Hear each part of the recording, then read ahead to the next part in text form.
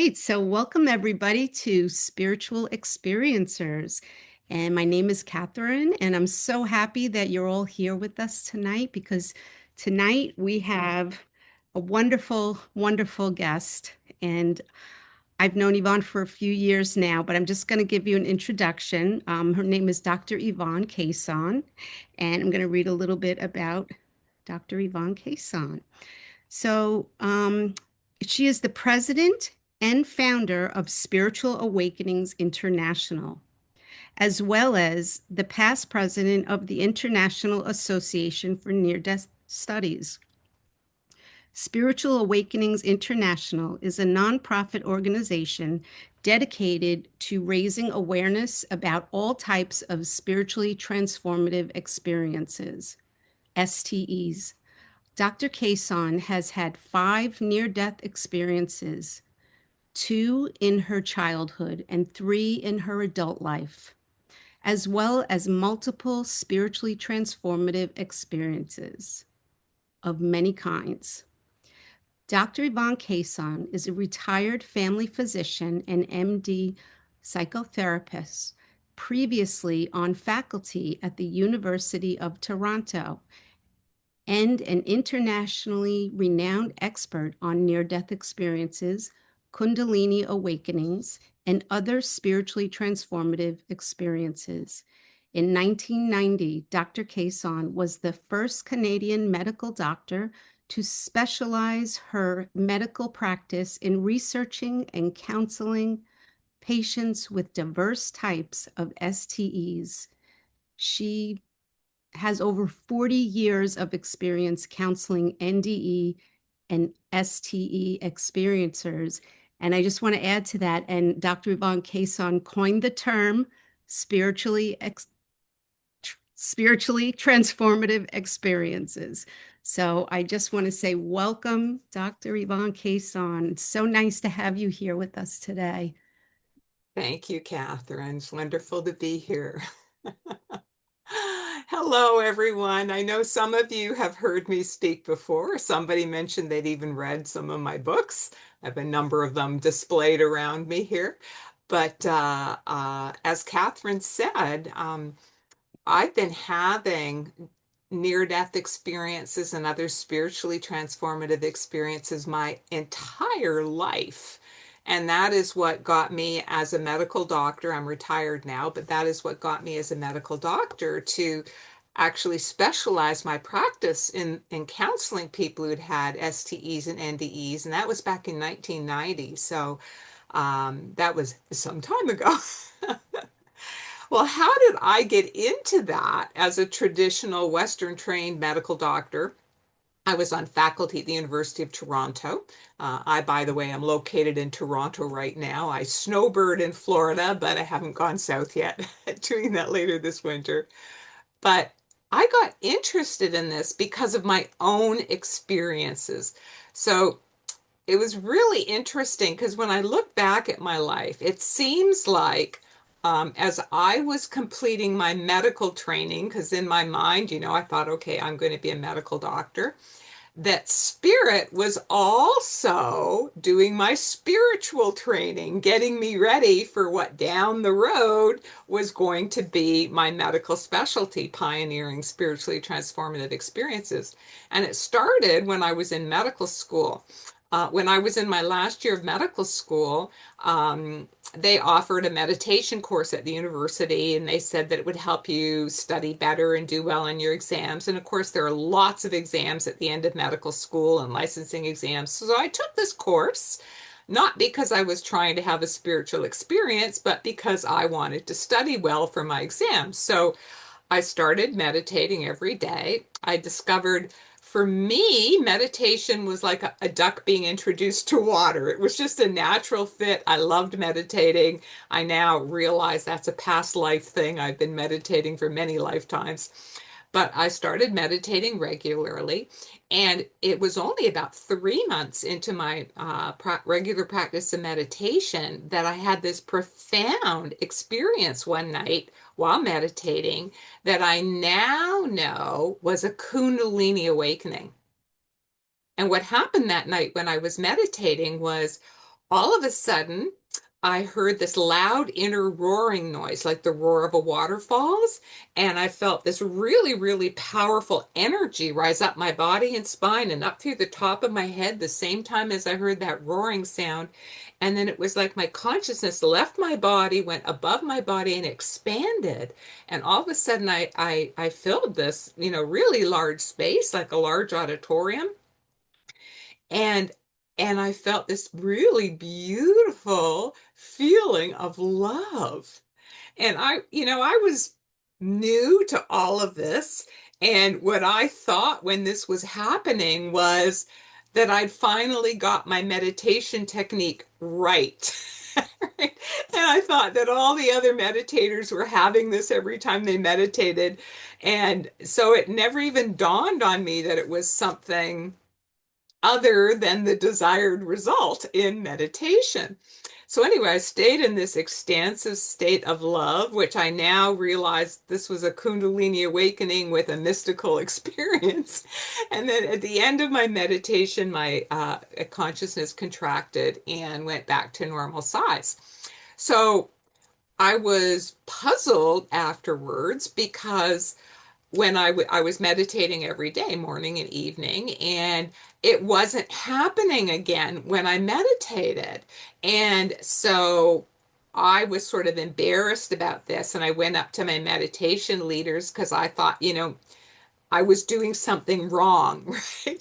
That I did it right the day that this happened. I must be doing something wrong in my technique. And what was I doing wrong that I wasn't having this experience every time I meditate? And I remember how the meditation leaders looked at me like their jaws dropped and went, "What? That happened to you?" And I said, "Yes," like still not really realizing that it was something special, let's say. And then I remember that there was two of them there and they sort of looked at each other and one said, "Well, the only thing I've ever heard of that sounds a little bit like what you experienced is called a Kundalini awakening, but yours couldn't possibly be a Kundalini awakening because you haven't been meditating long enough. Okay, you're too young. You have to be initiated by a guru or have been meditating in India for 40 years or something like that. And so, well, it's not a Kundalini awakening. I had no idea what it was, but it was not a Kundalini awakening, they said.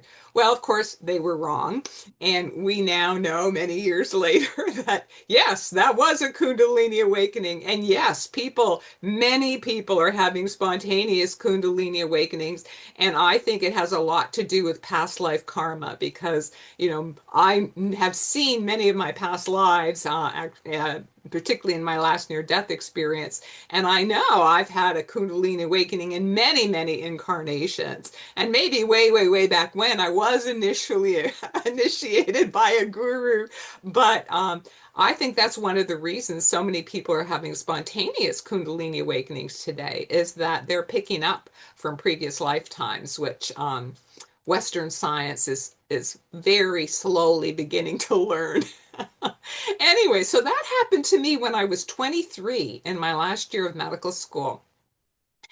But I had, finished my medical training and I wanted to be a good doctor. So I sort of put that out of my mind. All I knew was it was not a Kundalini awakening, which was wrong. But then I went into my medical specialty training and my residency. And almost 3 years later, when I was 26, I was in the last year of my residency training now. So I was telling you my spiritual training and my medical training were going hand in hand. So my last year in medical school, I have a Kundalini awakening and a mystical experience. So now we jump to the last year of my residency, and I'm about to tell you I had a white light near-death experience in a medevac plane crash.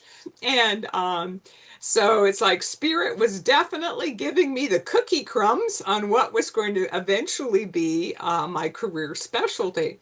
I didn't know it at the time, but looking back, I can see that now. So what happened when I was 26, I was assigned in Northern Ontario in the middle of winter to do a medevac in a small twin propeller airplane. And we were flying a critically ill patient. I was working at a small Native Indian community in Northern Ontario, and we were flying to the closest big hospital with an ICU, which would have been Winnipeg. And it should have been like a 45-minute to an hour flight. Anyway, in this plane, it was a small twin engine airplane called a Piper Aztec. The plane flew into bad weather, and, winter storms, which we have in Canada, you have them in New York too, so you know what they're like. So bad weather, blowing snow, and really bad turbulence. And then what happened was first one propeller stopped of the twin propeller plane. Then the second propeller stopped, which means no engines, no propellers going. And we started crashing down to the ground. Now, my first reaction as we were going down, because if you ever wondered what it's like when a plane crashes, it's like the worst air turbulence you've ever felt. So the plane was just shaking like crazy, and the wind was blowing it because we're in this winter storm. The pilot, he was trying to steer it. He was trying to do his best to steer us away from the trees because Northern Ontario is heavily forested but has lots of lakes. He was trying to get us over the surface of a frozen lake rather than crashing into the trees. But anyway, we're going down. There's horrible air turbulence.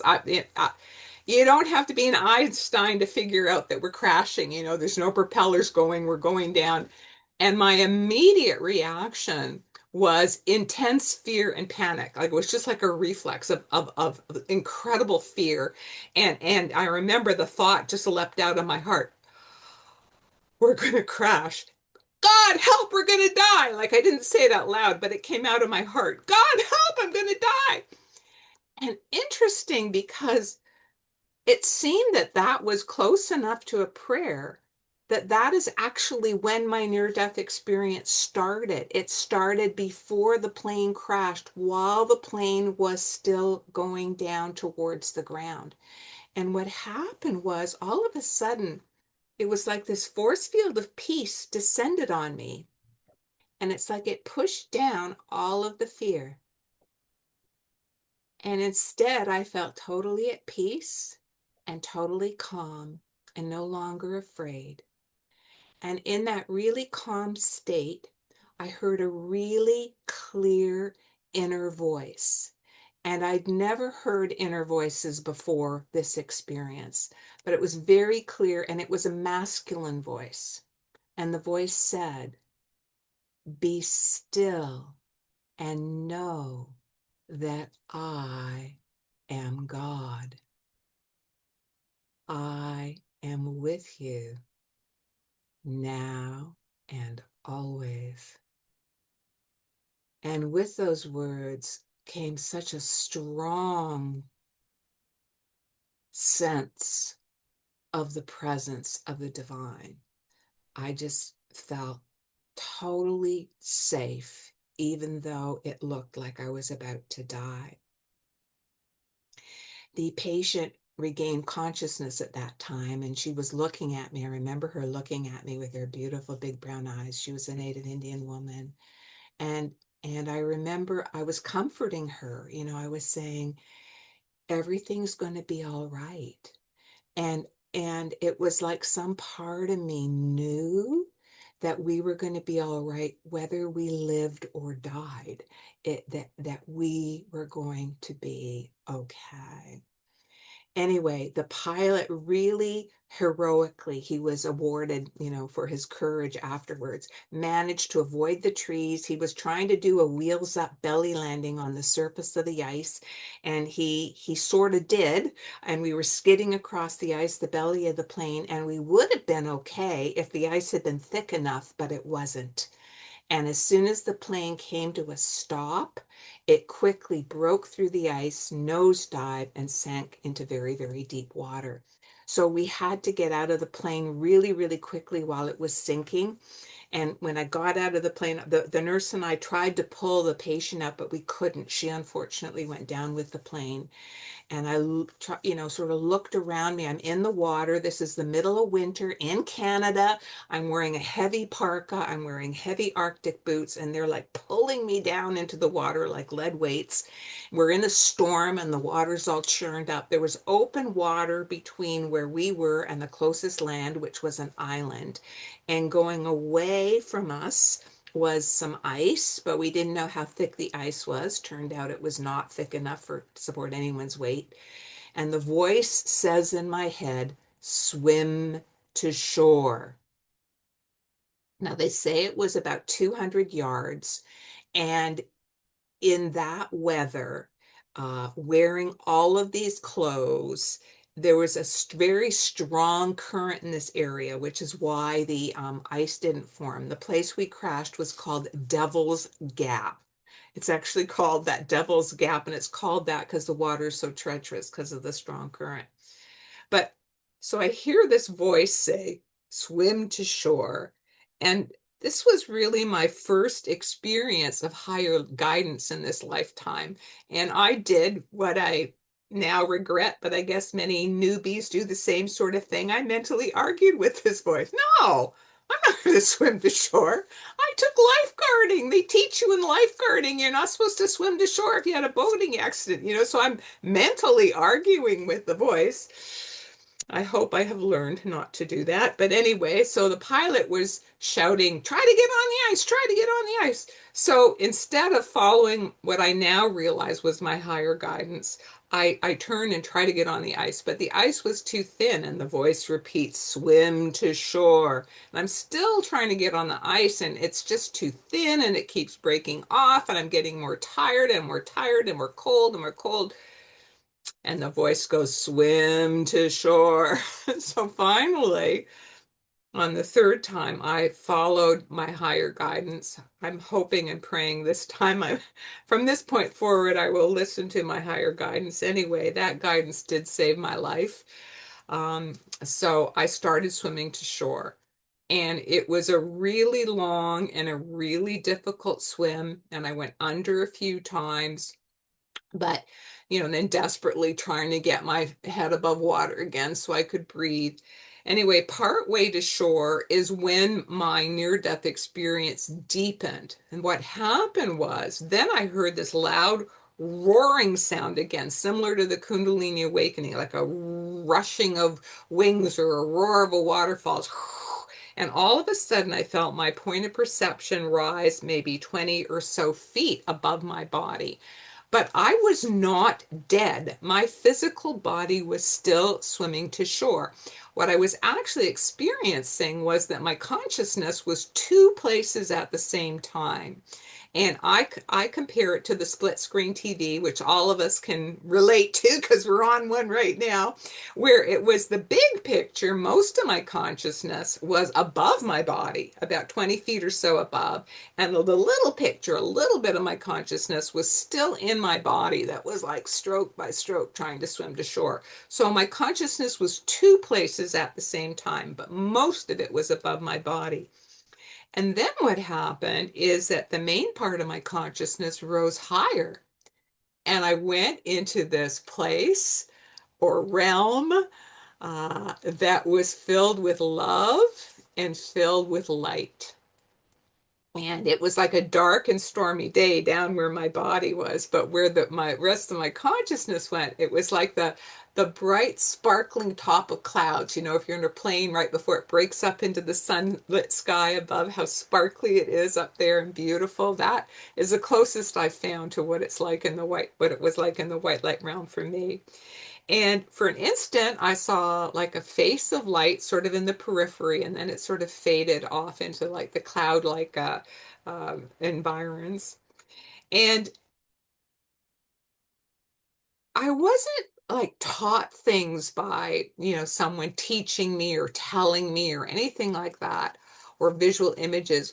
What I experienced was my soul just suddenly knew things that I was feeling this incredible, powerful unconditional love. I mean, the most wonderful, perfect, unconditional love. And it was so strong, so powerful.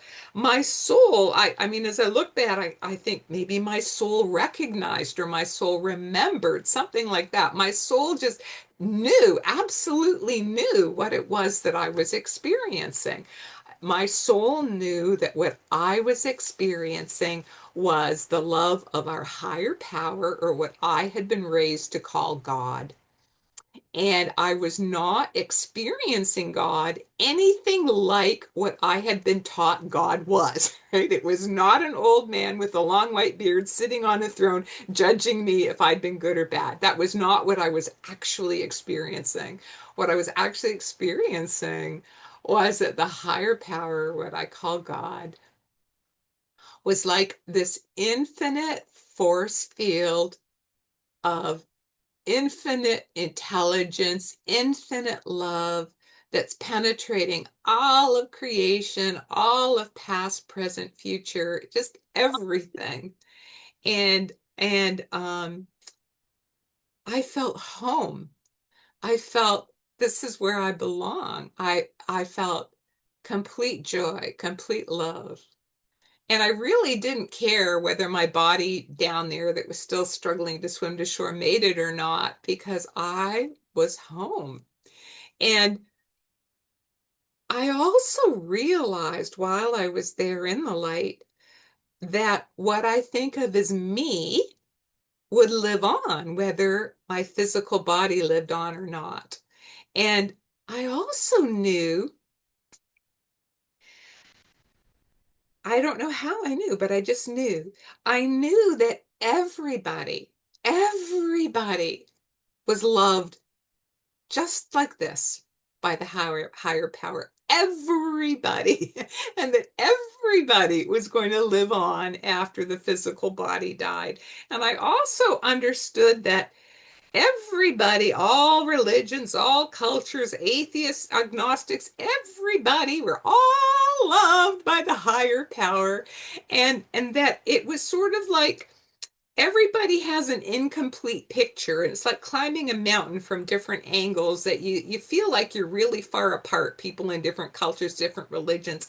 But when you get up closer to the top, when you start reaching closer to God, you realize, oh, it's the same one God we've all been trying to find our way back home to. And it was so clear to me, it was so obvious. Anyway, um, I'm going to cut some things out of the story because I want to be able to share some other things with you, through a whole bunch of miracles and a whole bunch of coincidences that, if you want, this is my book that came out last, Soul Lessons from the Light, which is my memoir, where I talk about all 5 of my near-death experiences and some of my powerful mystical experiences. And but I did manage to make it to shore. And again, we would have died of hypothermia. I was almost frozen to death and near drowning when we were finally rescued. There was a whole bunch of coincidences, if you believe in coincidences, that led to finally being rescued. And I watched from above as, I was taken by helicopter to the closest hospital. They landed the helicopter on the driveway. They came up with the stretchers and put me on a stretcher, brought me in the emergency department. And how they revived me was by reheating my body, not in the microwave, but in the whirlpool bath, the hot whirlpool bath in the physiotherapy department. And because I was profoundly hypothermic, so when they rewarmed me is when I felt my consciousness come back into my body. And what that felt like was how they depict when a genie's being sucked into a bottle. So I'd been in this big place up there, and whoosh, suddenly I'm sucked in through the top of my head and I'm back. I'm in this little tiny little body here, like the bottle. And then I knew I'm back, I'm going to live. Anyway, so this was my first adult near-death experience that happened to me when I was almost at the end of my residency training. And this experience changed me profoundly. when I came back from this, I mean, thank goodness I had a couple months off work because I was recovering from the frostbite, severe frostbite and hypothermia. I had no feeling in my hands for almost 2 months from the severe frostbite. But couldn't hold a pen, couldn't hold a fork to eat. It was really awful. But anyway, most of that has come back. Um, but on a spiritual level, it was like I brought some of that love back with me. It's that my heart was just so full of love. And I remember when I was, in that recovery time, recovering from my frostbite, and I would look at the kids playing on the street and I would just feel waves of love for the children playing on the street.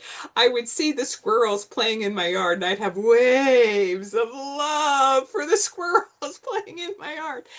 Or I'd listen to music and I'd have waves of love because of the music. It was like I was drunk with love or love intoxicated for a while. But also, it was healing. My dad and I, we'd been feuding for several years, as young people do from when you're a teenager and young adult. And we actually hadn't been speaking for a while and had had some unkind words the last time we'd spoken. The unkindness coming from me, by the way. And when I got back after this near-death experience, it was I phoned up my dad and I said, Dad, I love you. Let's be friends. And we reconciled. And nothing changed about my father. It's me that had changed. Those things, well, whatever those tiny things that were, bothering me so much about my father just didn't bother me anymore. They were irrelevant. What mattered to me was the love that was between us. And through the grace of God, my dad and I, we had a wonderful, loving father-daughter relationship after that for 7 years until my father unfortunately passed away. And I look at that as one of the great blessings that came out of this near death experience. But, it wasn't all just love and bliss.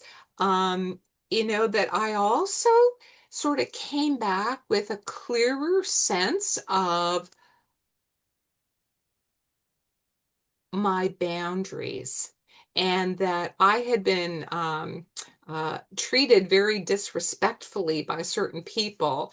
And I came back, in a loving way, just no, uh, no, thank you. Have a nice life.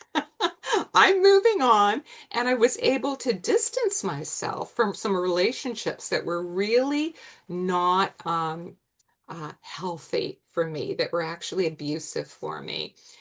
And then I started having all sorts of after effects. I didn't realize, of course, until many years later that these were NDE after effects.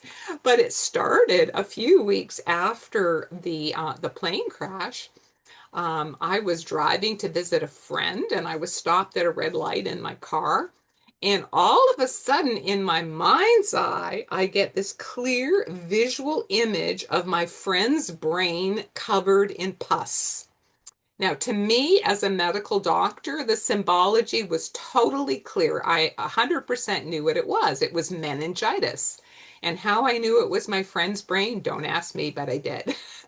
And that was my first clairvoyant experience. So when I arrived at my friend's house, yes, she had a really bad headache. Yes, she was really sick. And I sort of, you know, not sure whether I should tell her what I saw or not, but I said, if you really get sick, or please go to the emergency department and tell them a friend of yours who's a doctor thinks you should be checked for meningitis.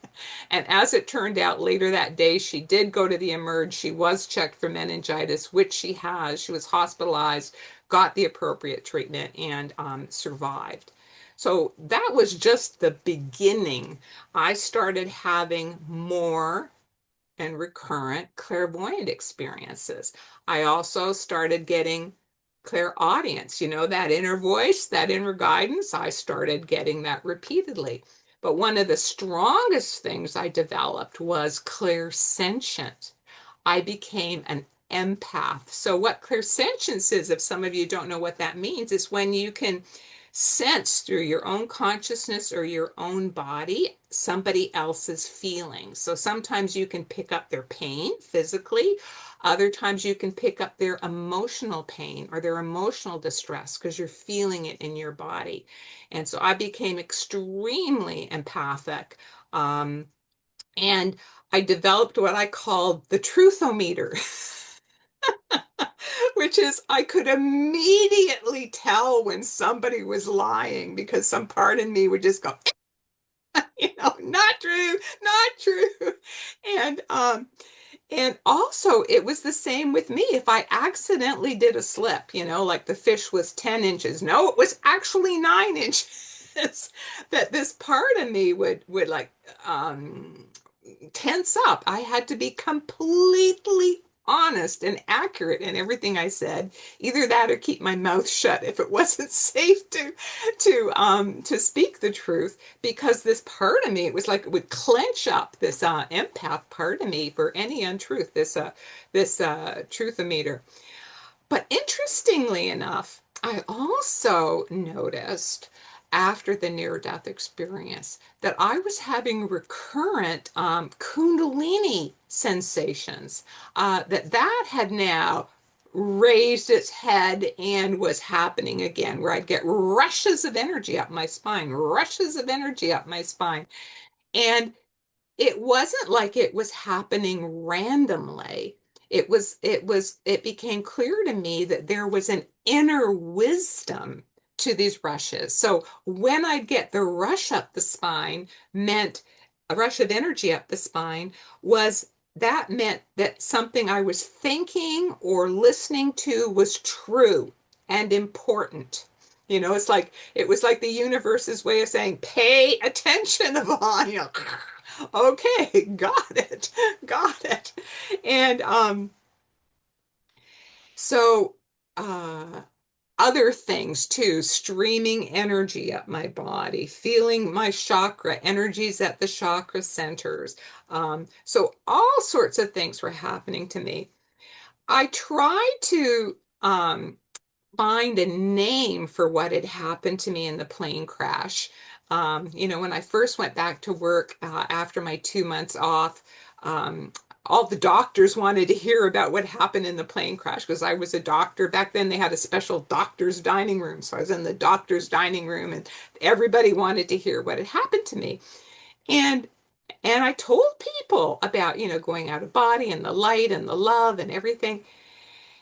And I mean, they knew I wasn't crazy because I had an excellent reputation as a doctor. I was sort of a top of the class person. But all my doctor friends, no, by then, nobody knew about near-death experiences back then. This was back in 1979. Nobody knew about near-death experiences. It wasn't public knowledge yet. And so the best idea my doctor colleagues could come up with was it was some sort of hallucination that had been brought on by, by cold, by an electrolyte imbalance, by a low blood sugar. And I'm thinking, like, no, no, no, this was not a low blood sugar. This was a positive, life-changing spiritual experience. And so I sort of learned not to talk about it.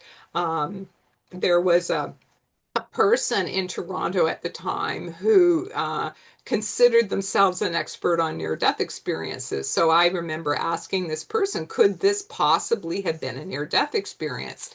And I remember that this person said to me, well, did you see a tunnel with a light at the end? And I went, no. And he went, and he said, were you clinically dead?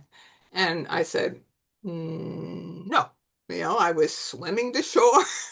And then maybe I lost consciousness in the airplane, but at no point was I, at the helicopter, I mean, but at no point was I clinically dead. And then it is not a near-death experience. So here's me, it is not a Kundalini awakening and it is not a near-death experience. So what do I think as a young doctor having all these experiences? Well, if it's not that and it's not that, what is it? Right? Like, what is a name for what happened to me? What is it? So I sort of these experiences propelled me on a quest, in private, a quest. It's like I lived a double life. I was in the closet.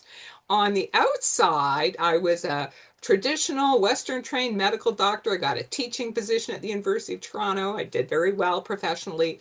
But in the closet, in my private life, when I was at home, I was a spiritual seeker and I was praying and I was meditating and I was reading everything I could get my hands on about the spiritual experiences. And so over the years, the best word I could find for my near-death experience, if it was not a near-death experience, was a mystical experience. So I thought, okay, yeah, I think that's what it was. It was a mystical experience. And the more I read about Kundalini, I thought, I think I've had a Kundalini awakening. And then, as I was reading a little bit about near death experiences, because back then they used to say you had to be dead to have a near death experience, I remember thinking, I disagree. I disagree. Even though I'm a youngster compared to all of these NDE researchers, I said I disagree. I don't think you need to be dead to have a near-death experience. I think it can happen like when you're facing death or when you're close to death. And so, as life would have it, in 1990, I was invited to go to a conference in California where Dr. Bonnie Greenwell asked me. I was speaking on Kundalini Awakening because in between, we don't have time to say the whole story, but I went to India. I met Gopi Krishna. He became a mentor to me, and that's how I learned a lot about Kundalini Awakening. And finally figured out that, oh, I've had a Kundalini Awakening. Um, and so I was asked to speak at this conference about what I'd learned from Gopi Krishna about Kundalini Awakening. And while I was there, I met Ken Ring, Dr. Kenneth Ring, who is one of the founders of IANS, the International Association for Near-Death Studies. And he's about 20 years older than me. And so I was, I was still pretty young at this point. I was in my 30s. And so I asked him, can I talk to you for a few minutes about this experience I had? And he goes, sure, Yvonne. So I told him all about my plane crash experience. And here's me, trying to be bold. My knees are knocking. To me, he was like this big deal. And I'm just this little person. And I said, I think the definition for near-death experiences needs to be expanded because I think you don't need to be clinically dead to have a near-death experience. And he burst out laughing. He's just a wonderful soul. We're great friends. And he said, yes, Yvonne, you are correct. What happened to you is indeed a type of near-death experience. And he called me an outlier. I don't know if you know about bell curves and how people who are average are in the middle and people who are a little more unusual are on the outside of the bell curve. And those people on the outside, you're called the outliers. You're still normal, but you're a little unusual. So I prefer the word exceptional. So he said, the fact that it started as the plane was going down, and while I'm swimming to shore, he says, it's more common when people are dead or unconscious, but you are on the bell curve, you're an outlier, and yes, it is a type of near-death experience. So with that confirmation of the conclusion that I come to myself, when I had at that conference also a very, very strong experience that I won't have time to share today. I call it my calling mystical experience, where I really had a profound, okay, I'm just going to say it very briefly. Um, I had this experience where all of a sudden my consciousness, where my head is, it was like my consciousness cracked open, like a bud of a flower opening. And where my head used to be became like a sun, like a beacon of light, radiating light in all directions. And I went into this incredible, mystical state of consciousness. It's impossible to describe. And when I was in this expansive, luminous because the light was just incredible. I had become this beacon of light. I just knew in my heart, in my soul, without any words being spoken, that I was being called by spirit. And I was being called to share what I had learned and to be an advocate for experiencers, because people, all sorts of people, by this time I'd heard many, many people's stories. People were being harmed by the medical profession, labeling people as crazy because they'd had near death, Kundalini, or other mystical experiences. They were being harmed by the public telling them they were crazy. They were harmed by churches being telling them they're crazy. And Spirit was calling me, enough of this in the closet research now, because I've been in the closet for almost 12 years. It was time to go public and become an advocate for experiencers. So when I came home from that conference after the calling mystical experience and being validated by Dr. Ken Ring that yes, it was a near-death experience, that is when I publicly specialized my practice in the counseling and research of people having near-death experiences and other spiritually transformative experiences.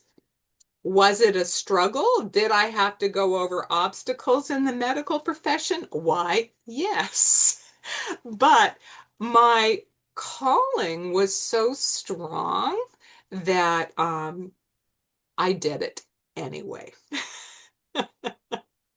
Now, I'm going to jump through time because I'm going to talk a little bit longer, if I may, Catherine, because I'd like to also tell you today about my most recent near-death experience that happened in 2003. So that's how I got launched into the whole field of counseling and supporting people with spiritual awakenings of all kinds, and how I coined the term. And I've written books, and there's two, no, there they are, two. My first two books on STEs are over there, and my most recent two books are over here. But that's what got me launched, was these experiences, my medical training and spiritual training happening at the same time. Well, my life changed completely on November the 8th, 2003. So this is just over 20 years ago now, 22 years ago, that I had a serious slip and fall accident at Niagara Falls. Love Niagara Falls. Niagara Falls, Canada. I slipped on black ice, fell back, hit my head on the rock pavement, suffered a serious traumatic brain injury with a brain hemorrhage, and I instantly died. And what happened is I just instantly felt my consciousness whisked out of my body by a force greater than myself. I found myself rushing up through this dark expanse of sky. Some people might call it a tunnel, but to me it was like dark sky, towards this sort of glowing entranceway to the realm of light. And I knew where I was going. I'd been there before and I wanted to be there. Anyway, and waiting for me, it seemed, in the entranceway were two beings of light who I instantly recognized. They were Paramahansa Yogananda and Mahavatar Babaji in their light bodies.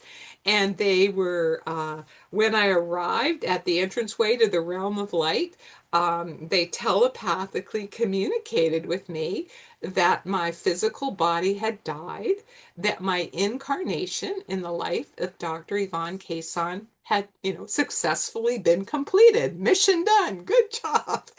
And I was welcomed into the light with that incredible love that I felt before, the love of the higher power.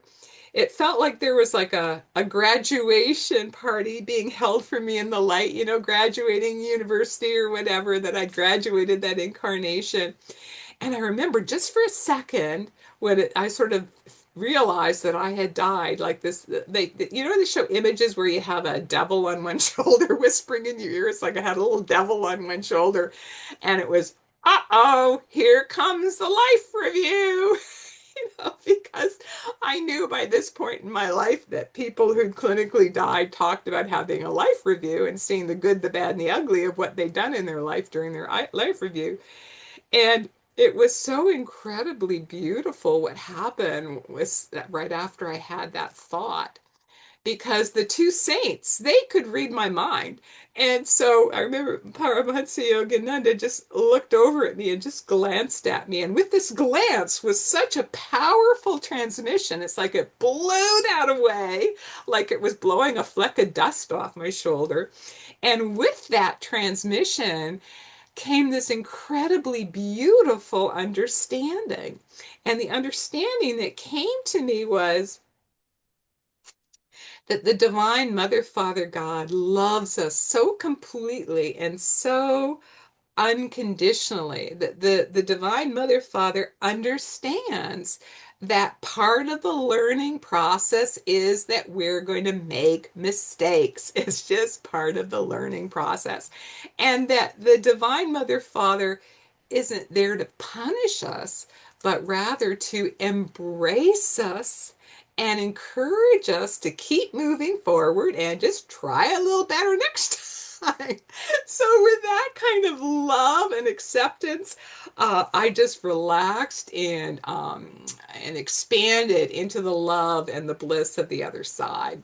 Now, I'm going to cut it short too, but I'm going to mention a few of the key points of what happened while I was dead and while I was on the other side. Is that first off, I want to say that time didn't pass the same as it passes down here on the other side. And it was very clear to me that, yes, here, when we're incarnated on Earth, we experience time linearly, but on the other side, time doesn't go that way. Like time can loop, time can bend, we can go forward, backward. And it was sort of like past, present, and future were in a way all happening at the same time over there.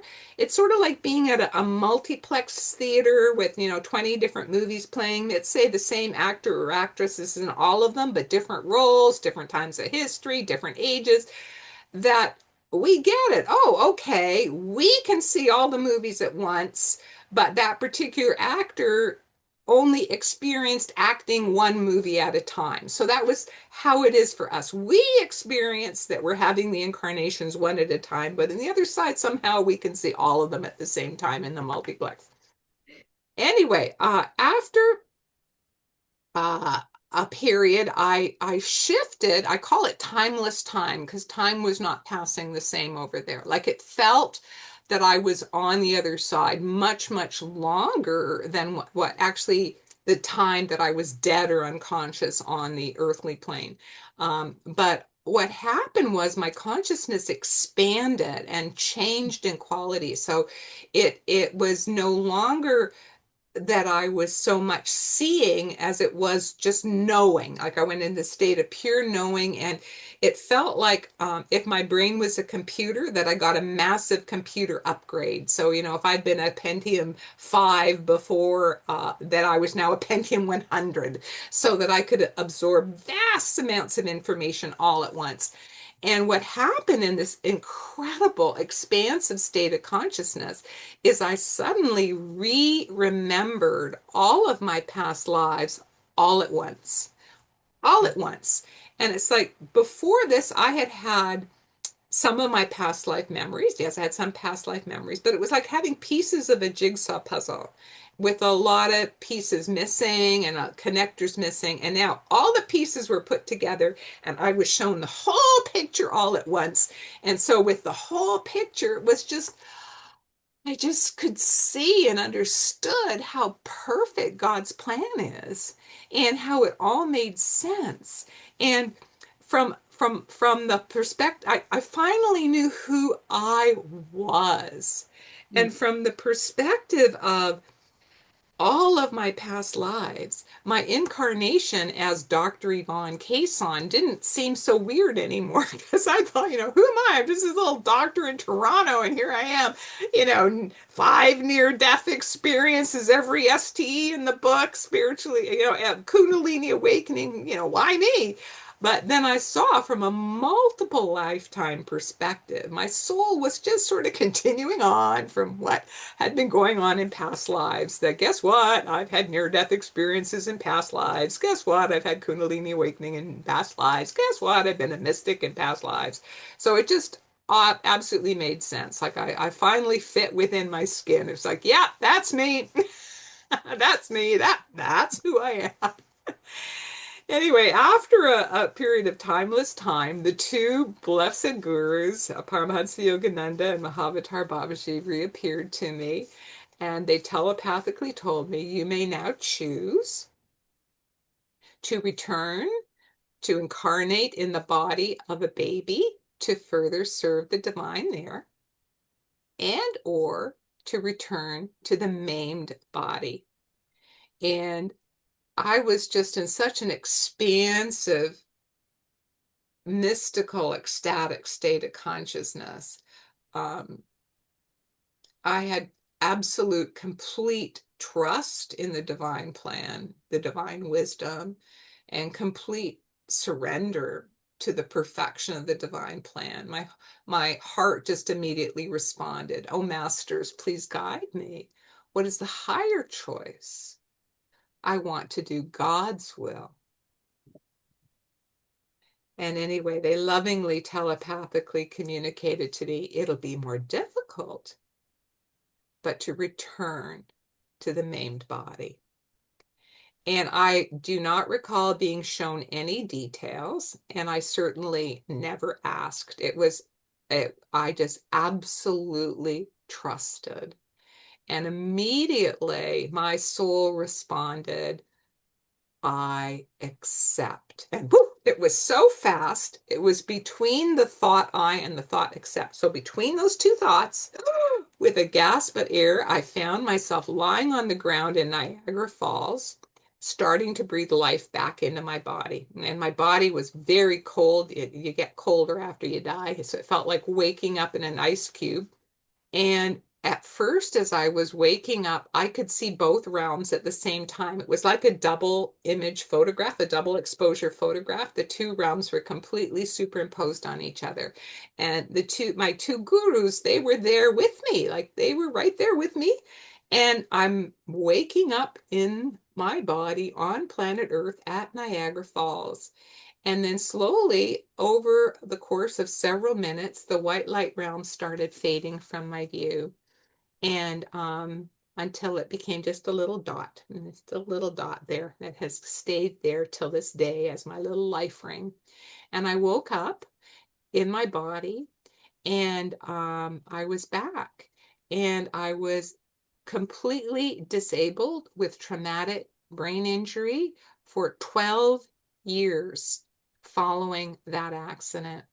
Yeah, I went for intensive neurorehabilitation, did all sorts of things, traditional, allopathic, every cleanse you can imagine, removed all my mercury fillings. I mean, did everything. Um, and I just had to accept that for whatever reason in the divine plan, my outer worldly life was over. And now how I'd serve, that's what I thought, how I would serve now is through my prayers and meditation. That was, the way that I would be serving from this point forward. And I accepted that and I embraced that.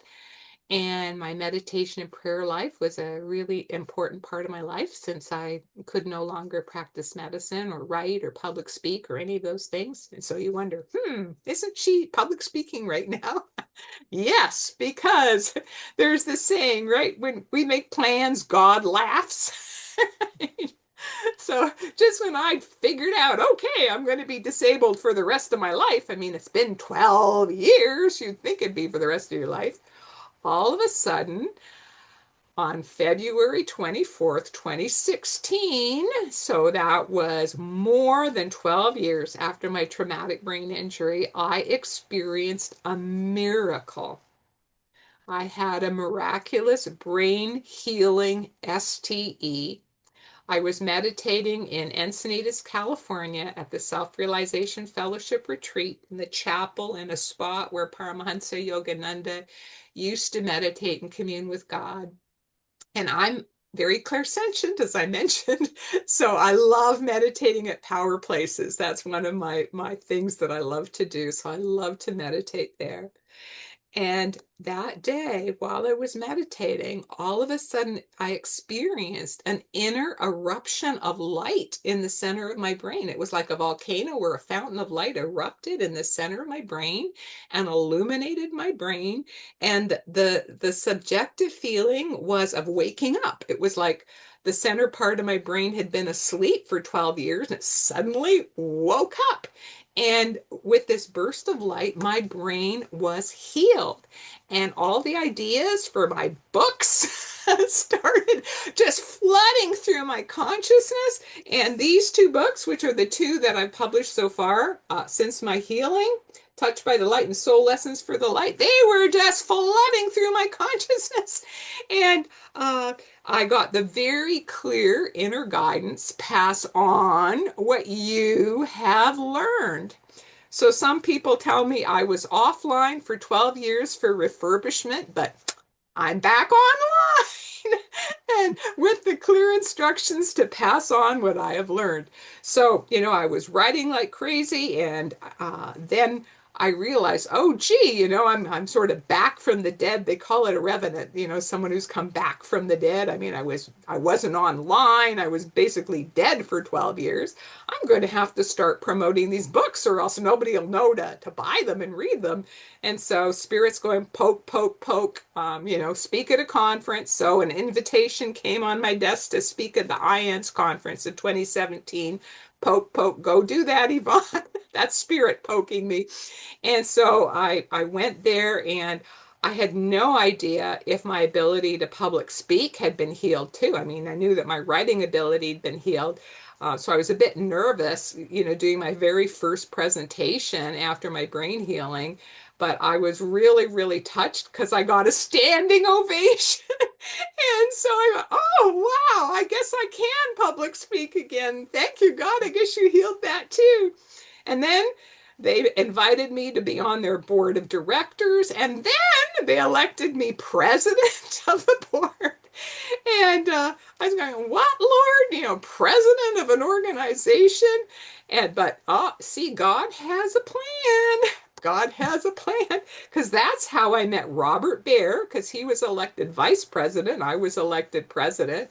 And we figured, well, I guess we should get to know each other if we're going to be president and vice president. In our first conversation with each other, he goes, he's a multiple NDE experiencer too, and he gets downloads and intuition as well. So he gets this download during our conversation. He goes, Yvonne, I'm getting this download. You and I are meant to start another organization together. And I'm thinking like, yeah, right. I said, well, let me meditate about it. I mean, it just seems so out of the realm of possibility. I mean, I had been disabled for 12 years. Um, but then when I meditated about it, I got a download. Yes, you and Robert are to start a new organization, and you're to call that organization Spiritual Awakenings International. And I was even intuitively given the launch date, June 15th, 2020. So together we developed the website and launched Spiritual Awakenings International in 2020, June 15th, 2020. And it has been absolutely my joy to be the president and CEO of Spiritual Awakenings International. That's how I met Reverend Catherine Chappie and Sean Lether, who's here today, who are both on the advisory board. And so, yes, so that's what I wanted to share with you guys today. And I would be really happy to answer any of your questions. Wow. Oh my goodness. That was amazing. I just love everything you shared with us. And I just want to ask you about when you and Robert, or when Robert came to you, was that in 2017 when he came to you with that download? No, the download happened in 2019. 2019. Summer of 2019. Yeah, we were elected in 2019. Okay. All right.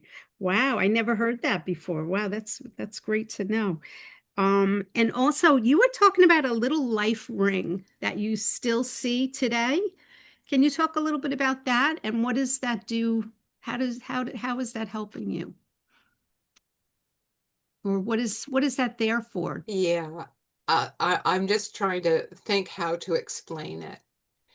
So when I died in 2003, and then I agreed to come back, that, as I mentioned at first, both realms, the white light realm and this realm, were both completely clear, right? They were superimposed on each other. Then what started happening is the white light realm started fading, fading, fading, fading, fading, but it never went away completely. And so if you want to think of it like a door in the mind where the door didn't shut all the way. So there's still a little shaft of that light coming through, okay? Just a little bit. Not like before where I could just plainly see everything, but there's still like a shaft. And after I was back in my body with the traumatic brain injury, I mean, I'm just finished writing my next book, and I talk about it as my dark night of the soul because it was really a hell experience for 12 years. It was, the struggles on the earthly plane were tremendous. You know, I was not having mystical experiences. I was not having Kundalini phenomena. It was like all my energy was focused on trying to heal my body. And so, after being so totally spiritually wide open, I'd lost my ability to meditate. There were all sorts of worldly challenges. Even simple things like taking a shower were really difficult for me because my short term memory was so badly affected. I couldn't remember, have I washed my hair? Have I not washed it? Have I rinsed? Have I washed this body part? I mean, just simple daily tasks were a huge struggle. And so, from being a university professor and teaching physician and public speaker and writing books to not being able to take a shower is, a pretty big nosedive. And and when I learned about the fact that professionals like myself who become disabled with traumatic brain injury, there's a really, really high incidence of depression and suicide. I thought, like, I don't want to be one of those statistics. I do not want to end up that way. And so this shaft of light that I could still, it was not so much see as I could feel. I could still feel that there was this connection that was not completely closed with the other side. So it literally, to me, felt like a life ring in a storm. You're a Titanic survivor and you're out there in the ocean and you have a little life ring to hang on to. That's what it felt like. Is that sense that there was this little bit of love that I could hang on to, and it's God's love, and I know that I'm not being punished. I know this is God's plan. I don't understand why it has to be so rough, but there must be a higher purpose. There must be some good in this, even if I don't know what it was. And I forced myself to cling to that. I forced myself to cling to it. That's what I mean, like by the life ring. It wasn't like, come and get me. I had to cling to that, and I did. That there must be a reason. There must be a higher good. And now I realize. Well, now I think I'll just tell you. Now I think the higher good was this: is that I think those 12 years. There probably are more reasons why it was 12 years than what I understand.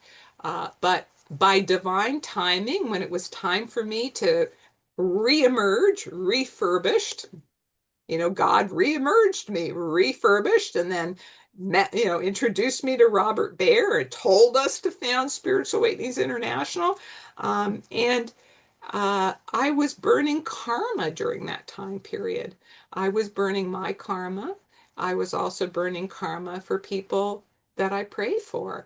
And we all have karma, otherwise, we wouldn't be here in the physical form. So, I would sometimes say, burn, karma, burn. So I look at that was the stage of burning karma. And now God wants me out there doing stuff in the world again. And God is making it very clear what I have to do. Oh, wow. That's excellent. Thank you so much for explaining that. Yeah, that was really, really fascinating.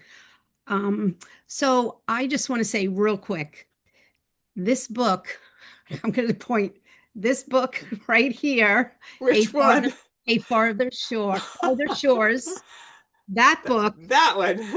yes. Am I That one. pointing right? Because it looks right in my. Well, I'm pointing it in my picture, that one Okay. there, farther shores. Okay. Or Yeah. this one, the So bottom one.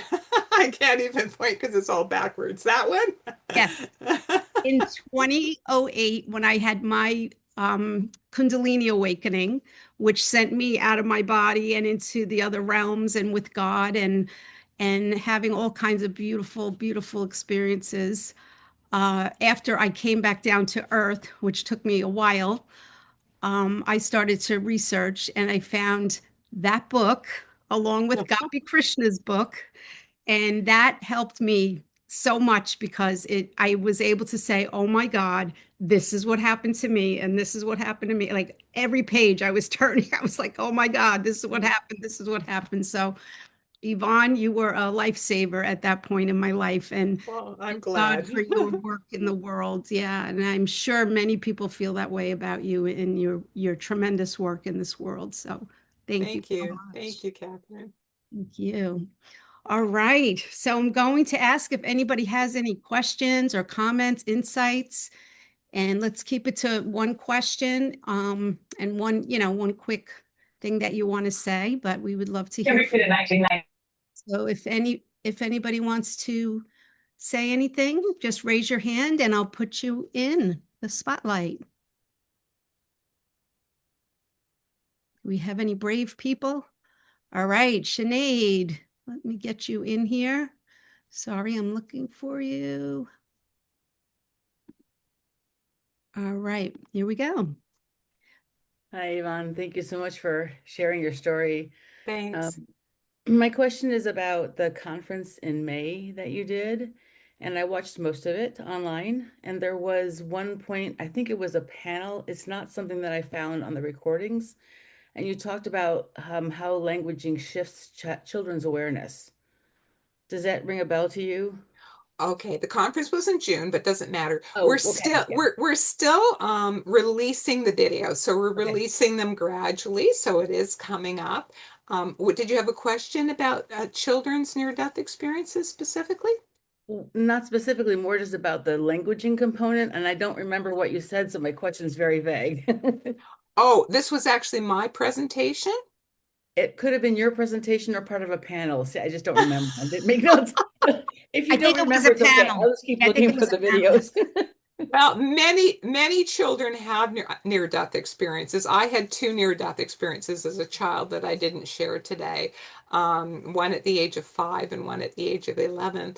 And one of the issues with children's near-death experiences, and I'll just share from my own experience, is that you don't have a yardstick for what is paranormal and what is normal. It's just like what happened to you, right?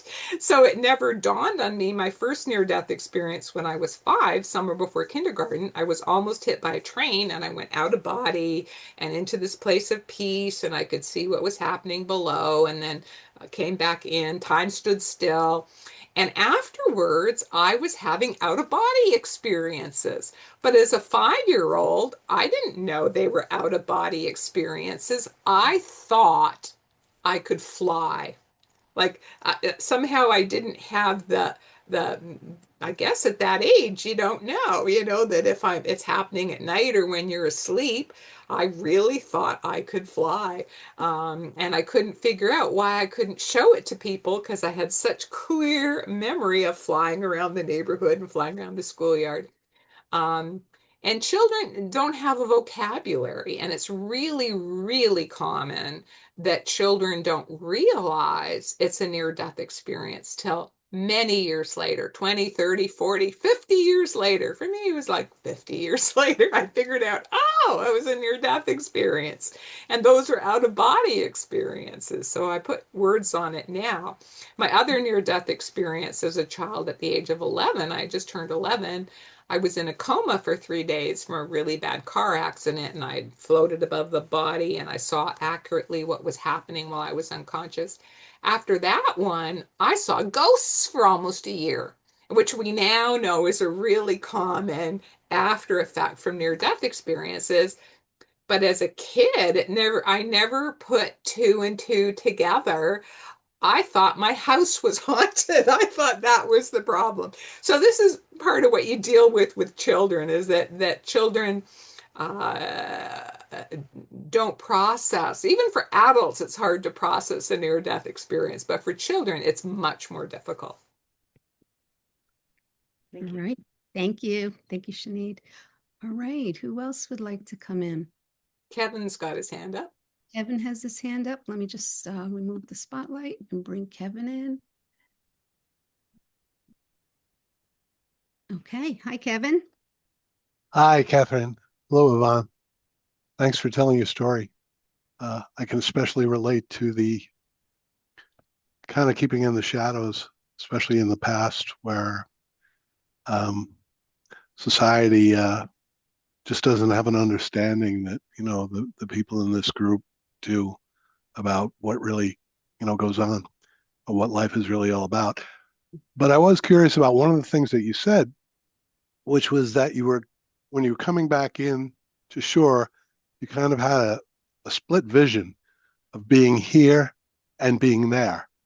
And I wondered if you could just maybe expand on that a little. I mean, were you literally seeing a split screen, above and below, or left and right, or was one transposed on the other? Or It's very difficult to describe because it's consciousness. It wasn't vision, it was consciousness. So clearly, it's by location, right? It's by location, and because we experience our sense of self linearly, same like time, that we experience time linearly. But somehow with the other side, these laws don't apply. And your consciousness can be two places at the same time. So it wasn't like I was seeing two things. I was two things. I know that sounds very, very confusing, but that's really because how it was for me, because and it seemed like it was a little bit like, say you have the small screen in the picture in the corner and the big picture here. So most of the time my consciousness was like, my awareness was like 95% in the light in the big picture. But right when I was about to drown, it sort of shifted like this, the other way, that now there's more awareness. Oh, I'm about to drown in my physical body. And then, I remember thinking, oh, it's true. You do drown the third time you go down, because I was about to go down the third time. Amazing the thoughts you have. And then, as it turned out, the current carried me to a tree that had fallen into the water. So I ended up being saved and I didn't drown. And then it would shift again and my awareness was more above. That's the best I can describe it. But it was actually like both were happening at the same time. But certainly the white light was so much more powerful most of the time, except for when I was about to drown. Yeah, that's a great way to describe it. Thank you. Mm. See, Lynn has her hand up. Thank you, Kevin. Can you unmute? There we Yeah, go. okay. First of all, thank you very much I've never heard your story, and thank you for starting your Spiritual Awakenings International. I thought it was wonderful that you ended up starting it right after COVID, when you were given that date, and then it was like 3 months after COVID and people couldn't like meet with each other and talk. So I only found out about it in 2024, but it's like what a blessing to people who couldn't even get together and talk. Just thank you, thank you. Mm. Um, when you said, I'm curious, when you said, here comes the life review, did they give you a life review, or did they tell you were such a saint you didn't need one? Okay. In that near-death experience, I did not have a life review. It was sort of like it was not necessary for whatever reason. It's just, don't worry. Don't worry about it. That's it. Move on. Forget it. But in the near-death experience, interestingly enough, the near-death experience I had before that in 1995, I had another near-death experience. in another near miss plane accident, believe it or not. Yes, it is safe to fly with me, but anyway, um, that I did have a life review. But what my life review was like when I was in that near death experience was it felt like I was like, like a stone skipping on water. It was like I was jumping through time, and I was re-experiencing when I would hit the water and I hit the timeline. I was re-experiencing my peak mystical experiences of my life. That's what happened in my life review. And it actually started with my near death experience, like in the plane crash. That was number one, number uno. And it was like, oh wow, And then it jumped and it went to my calling mystical experience that I told you very briefly. My head is a beacon of light. And it was completely experiential. Like it was like I'd actually traveled in time, and I was having all the feelings, all the sensations, all the sounds, all the smells, everything. And then I jumped again to another very powerful mystical experience I'd had about 4 years later. Well, Um, I think it's because you're an angel and you've never hurt another person. I wouldn't say that's true. I try to be a good person, but nobody's perfect. Right. Well, thank you, Lynn. Thank you for those questions. Okay. So I see Anne has her hand up. I wanted to ask you, excuse me, Yvonne, what happened to the other people in the plane? I know you had mentioned that a patient had died. Yeah, there were just four of us in the plane. It was a very small aircraft, and the plane was full. The patient unfortunately went down with the plane, so she died. The nurse, the pilot, and I survived. We were all rescued. Hello. Hi, Anne. Can you unmute?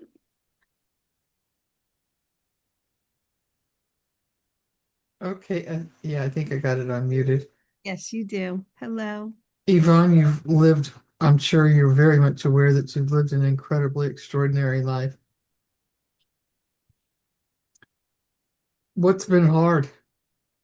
What's been the thing that really brought the dark night in and that you had to work through?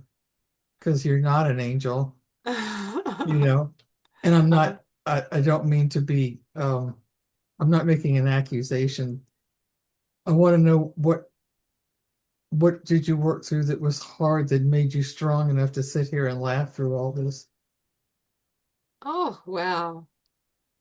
You're going to enjoy my next book that's coming out within the next 6 months because I share all about that. Oh, But good.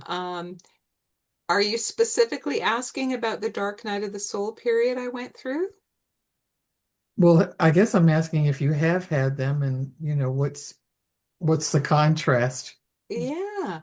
Well, okay. So, yeah, I'll talk about the dark night of the soul period.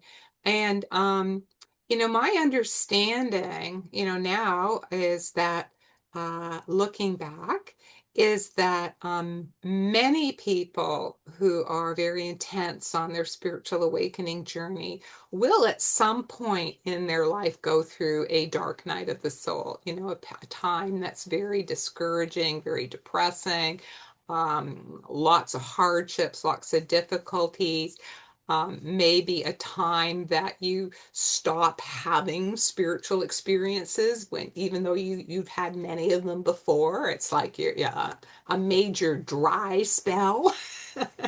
And see, that happened to me after the traumatic brain injury.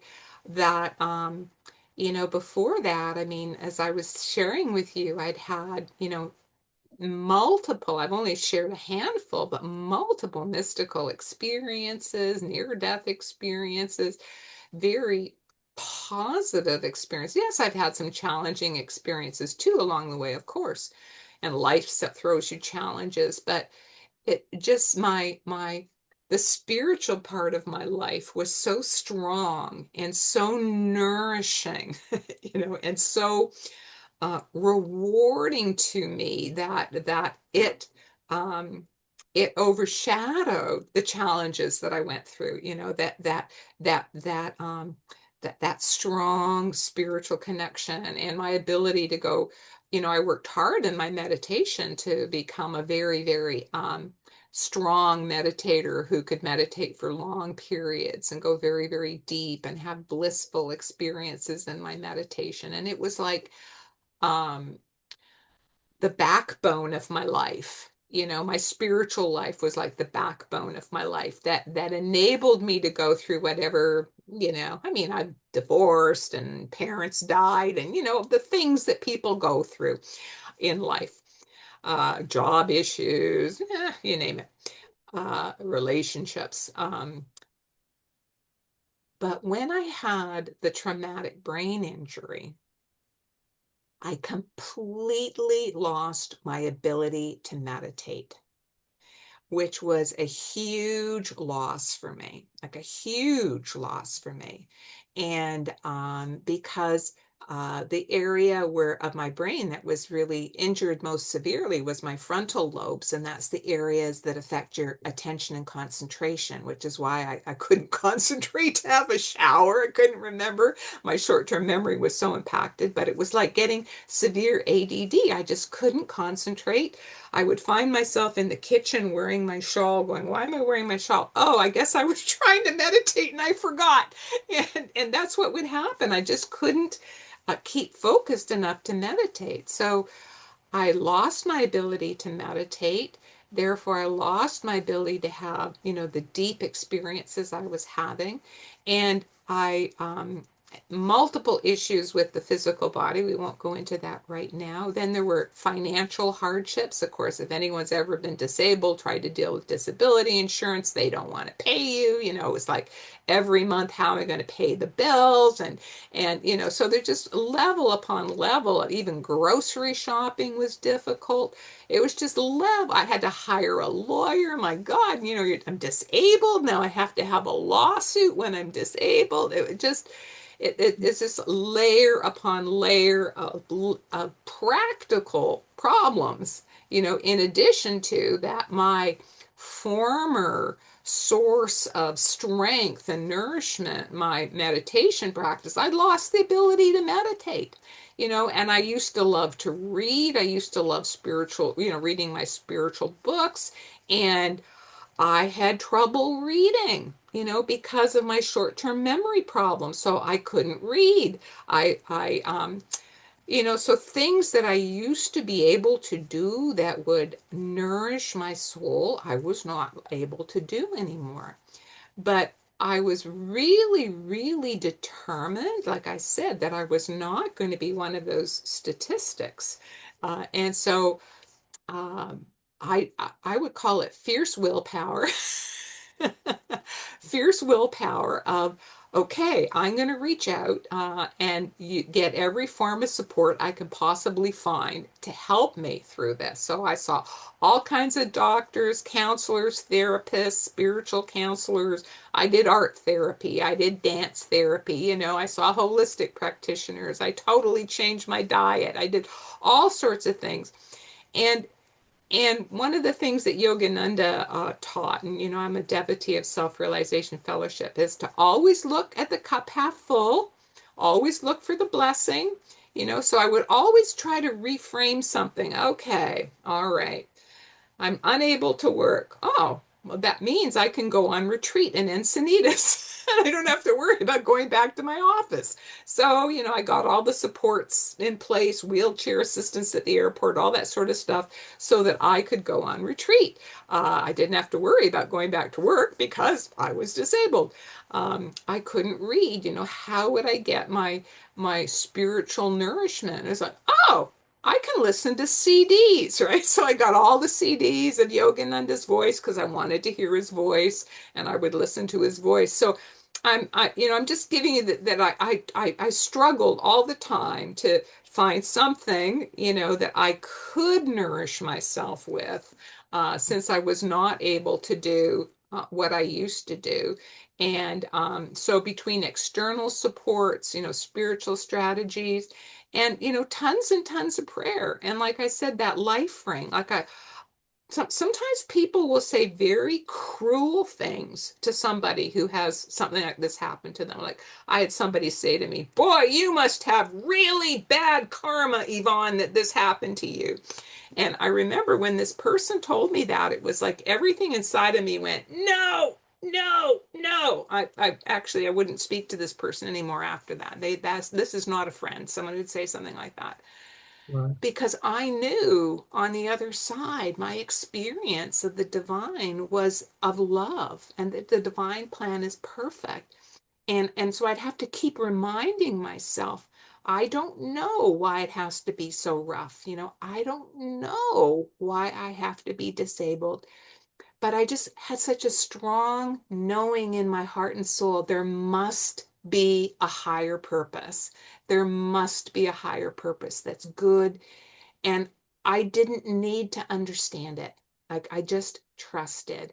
And so with all of those things, it helped me navigate these very dark times. And slowly, it took many years. It took me 8 or 9 years to get back my ability to meditate. And then I started, gradually being able to do longer meditations. And then guess what? I started having beautiful, deep experiences again. And then it started coming back, and Oh. really profound, beautiful experiences. Mhm. Oh, you've done it. Oh my God, Yvonne. I I'm really empathic. I feel such enormous compassion for what, you went through, because I know you were on your hands and knees crawling in the dark, and you didn't let go. I've never seen such incredible will in anybody in my entire life. However, you also had incredible support from the other side, which is the only way I've made it through my life, is because of the incredible support from the other side. Mhm. Humans just can't bring it. Mhm. You have to have divine contact, Yeah. and you have to have it.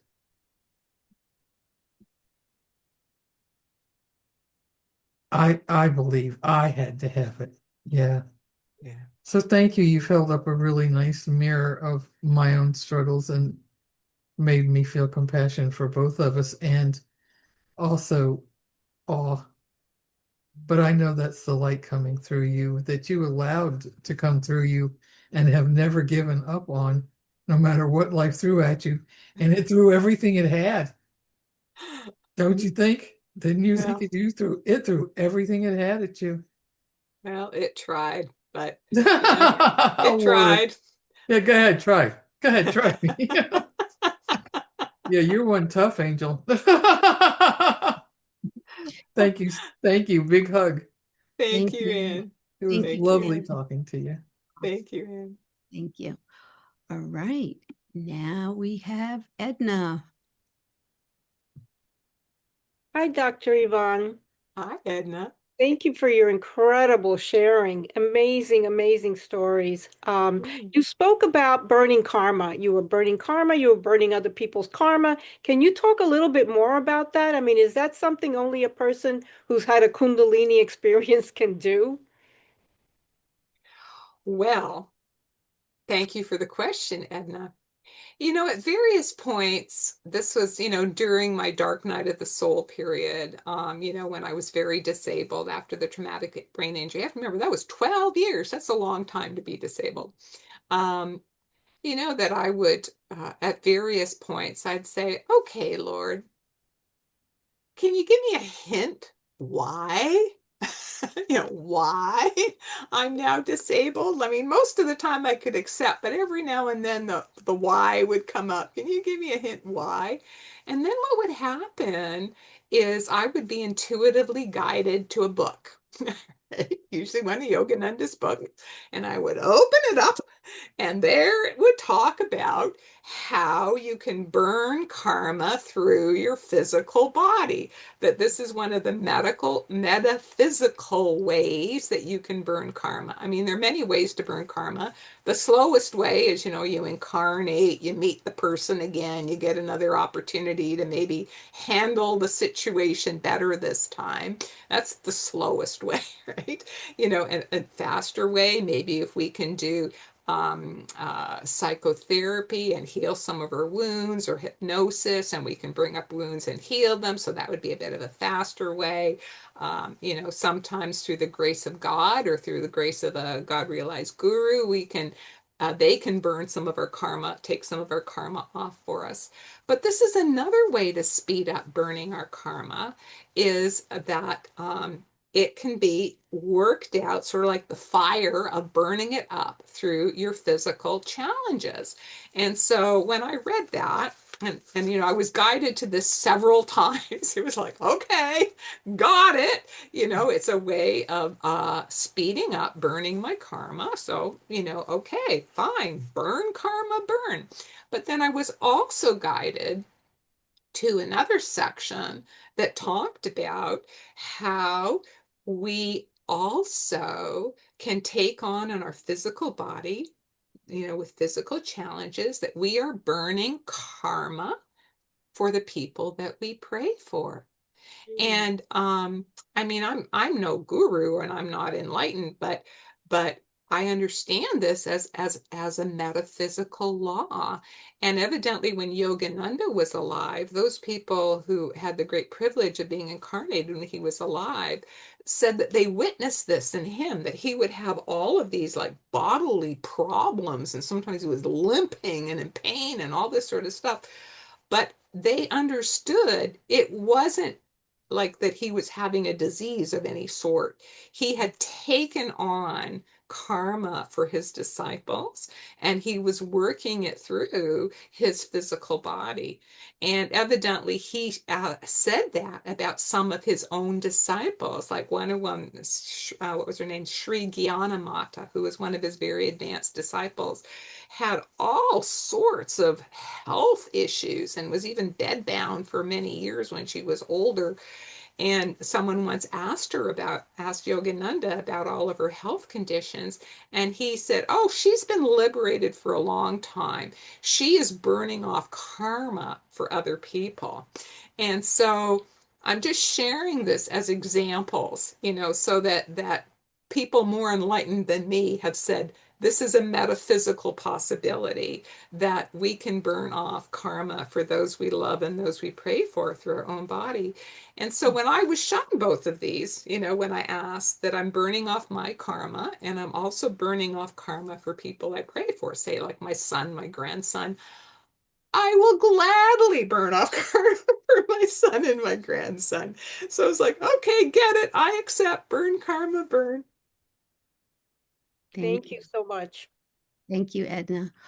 I'm curious. Somebody's asking about your belief in karma. Is it a punishment for past actions, or is it more of like a balancing of the scales? How do you? Yeah, no, I do not see karma as a punishment, although some people might feel it is if they have victim consciousness themselves. But it's about learning. It's Mhm. about learning. And like let's say somebody steals a lot, and they have no remorse about stealing. Maybe they're going to have to be stolen from, have something that's precious to them stolen from them, not as a punishment, but for their soul to learn what it feels like. Mhm. Oh, this feels pretty crummy, and so that maybe the next time the habit comes up in their consciousness to steal, they have the memory of what it feels like to be stolen from. So maybe, hopefully, that's going to help them learn the lesson, thou shalt not steal. Right, right. Mhm. Very, very good. Thank you. And what about generational karma? Is that something that you work through the physical body, or is that something that you work through on the Can I mean, spiritual. this is another thing. I mean, we have to draw on what we've learned from more enlightened people, and Paramahansa Yogananda and some other yogis have said, I believe, and even in the Buddhist tradition, that up to 7 generations, Mhm. yeah, up to 7 generations we're benefiting by our spiritual actions in this incarnation. So when we're doing healing work on ourselves, it's actually going 7 generations back. And Potentially, I'm not saying we all have that capacity, but potentially, yeah, that's what they say. thank you. All right. Do we have any other questions or comments, feedback?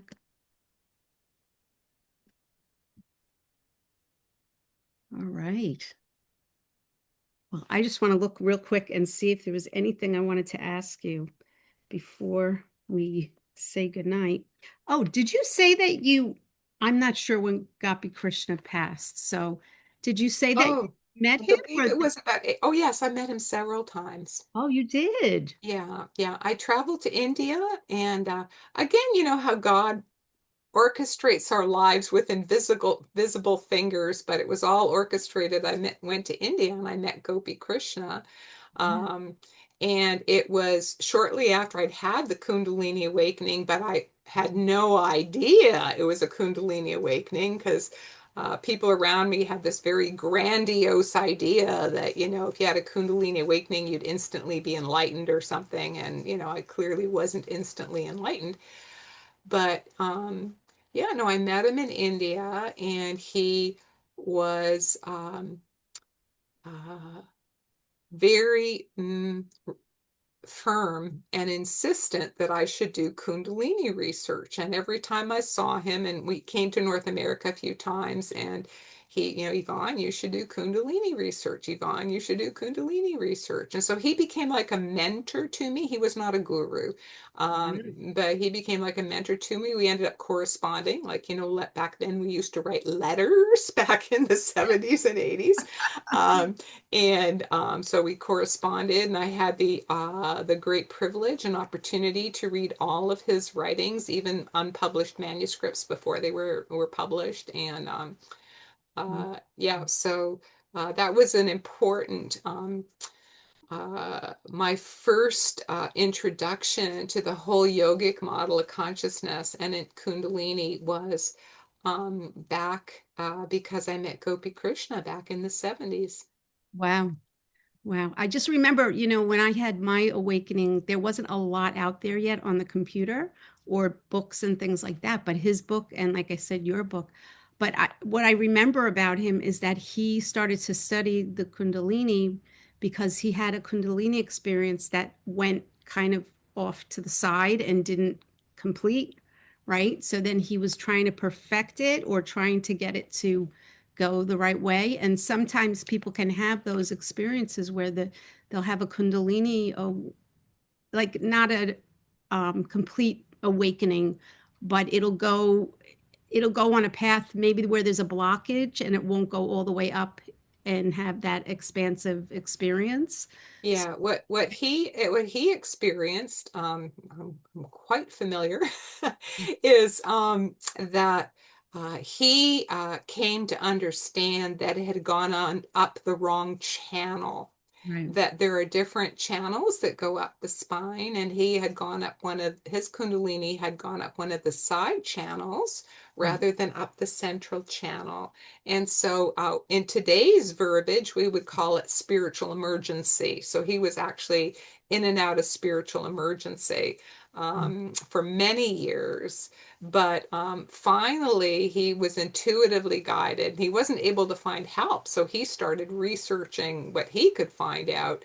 And then it he was intuitively guided to the guidance which he needed, which was to visualize it, focusing, changing the channel to make it go up the center. And he describes in his books how it was like, everything aligned right. And then it finally went up the central channel. And then when it did, he went into a really expanded state of consciousness, a state of higher consciousness.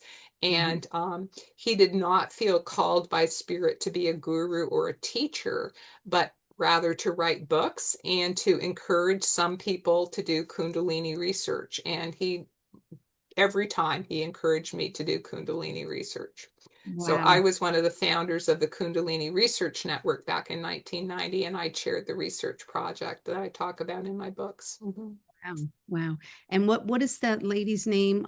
She just passed recently, and I know they used to call you the Kundalini sisters. Dr. Bonnie Greenwell. Mm-hmm. Dr. Bonnie It Greenwell. was in her living room that I met Kenneth Ring.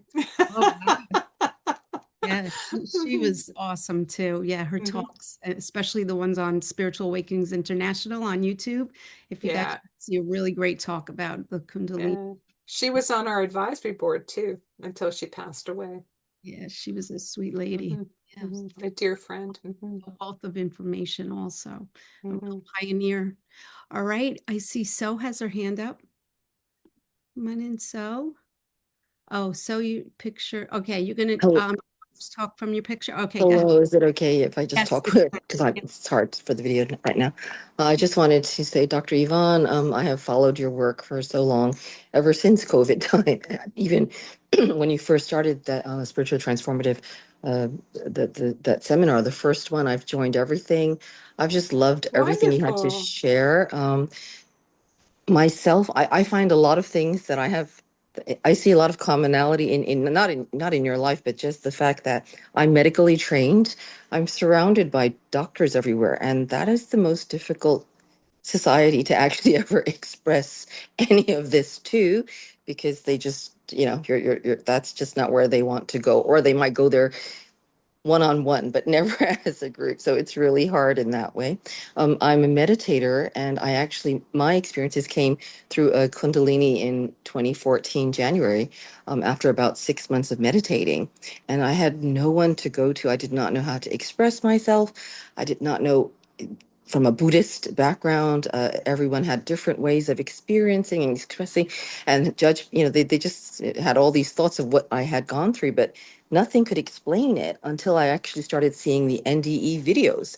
Mhm. And I was like, this is exactly what I want to say, but it's a totally different thing. I didn't die, or, I didn't have any of that. But then again, I start to think that during that meditation, every time I meditated, I would always just see my heart, and my heart literally stopped. It just stopped, and I just left my body and went into that spaciousness and had all that. But when you actually, I understand you coined the STE, the term spiritually transformative experiences.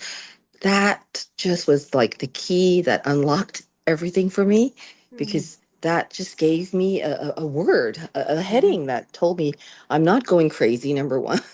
And I do have a path of wisdom that is growing within me to understand the outer greater world that just involves everything. It involves the trees, the birds, everything that is not, things that you can't even see, the wind, the vibration you feel inside a temple in Bhutan.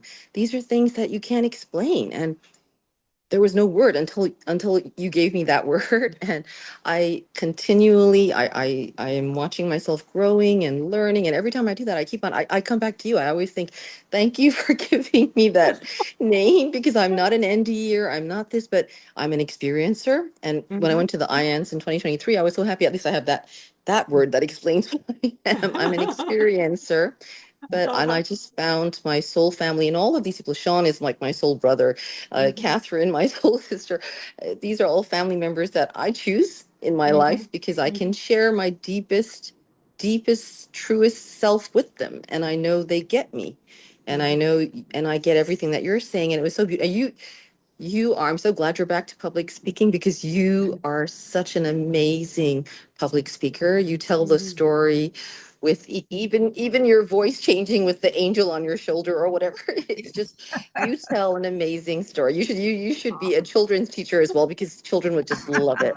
So thank you. I just wanted to say thank you so much. Thank you for Anne. Your whole conversation there was just so amazing as well. And thank you, Catherine, as always, Thank for you. your beautiful highlights, number one, and for always, even in my dad just passed. He transitioned last week. I'm sort of in an up and down mode, but I thought this week I've got to join what makes me happy and what brings me back to reality. And so I'm glad I joined. I'm glad I joined today, and thank you so much. Thank you so much for everything. Yeah. So Thank sorry you about your so. dad. So Mhm. yeah, Thank you. glad you're here with us. All right. And now we have one more question from Ashley. All right, Ashley. All right. Sorry so about your dad. And thank Yes. you for everything, Dr. Yvonne. So I have a question about, I guess you said you were divorced. Were Mhm. you divorced like after your last experience, or was it like No, during the like divorce the was after my near-death experience in Kundalini awakening. Yeah. Mhm. Mhm. Okay. Did you ever remarry? Because like sometimes like I do feel like me and my husband aren't connected the same way Mhm. we were before. Mhm. So did you Mhm. ever get remarried? Well, I've been engaged 3 times since, but it never Oh. manifested in a marriage. And I just, well, that's the way it is. um, but I think there's a very high, unfortunately, percentage of people who are in a spiritual awakening process, whether it be a near-death experience or other powerful STEs, that ends up that divorce, unfortunately. And a lot of times it's because you're just not growing in the same direction anymore.